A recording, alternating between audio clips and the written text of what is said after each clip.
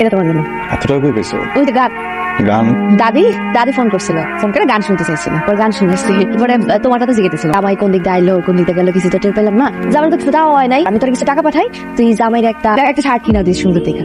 ঠিক আছে। দোস্ত, আমার মনে হয় ভালো লাগে না, হাত ধরতে চাই। তুই তোর হাজবেন্ডের জন্য এটা করতেছিস তাই না?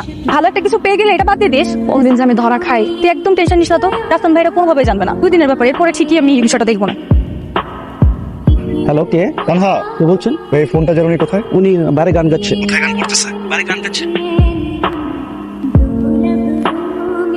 তুমি এইখানে? গ্রুপ স্টাডি শেষ করো। পড়তেছো? বলো না। প্রবলেম কি তোমার? আমি বড় ভুল করে ফেলছো না? বিয়ে করা এখন ঠিক হয় না একদম। বা বিয়ে করে ঠিক হয়েছে, ভুল মানুষ করে ফেলছো তাই না?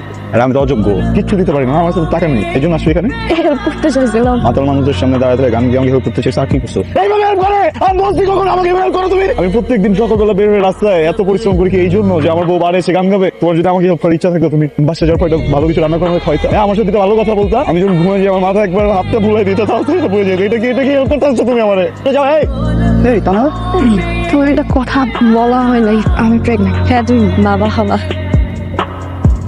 আমাদের পরিবারটাকে ফাইন্যান্সিয়ালি সাপোর্ট দিতে যে তাহাকে আমি কোনোভাবেই সাপোর্ট দিতে পারতেছি না। সারাদিন বাসায় একা একা থাকে, এই সময় তো আসলে একটা মানুষের সাথে থাকাটা টাফ। এখন একা একা ঠিক হবে না। বাবার সাথে একটু কথা। হ্যাঁ, কার সাথে কথা বলছো তুমি?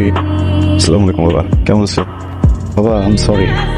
তুমি তো একজন বাবা, তার সন্তানের প্রতি যে মায়া কাজ করে এটা তো তোমাকে শেখানোর কিছু নাই। কানহার পেটে যে বাচ্চা, তুমি তো ওর দাদা। কানহার শরীর অবস্থা খুব খারাপ, বুঝছো? আমি একা একা সামাল দিতে পারতেছি না। আমি টাকার জন্য আসি না, কিন্তু এই সময় আমার ফ্যামিলির একজন দরকার ওর পাশে।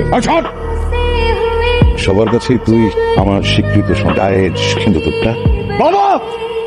তুমি আমার বাবা না হলে তোমার জীবনটা টান দিয়ে ছিঁড়ে ফেলতাম। আমার বাচ্চা নিয়ে কথা বলো না।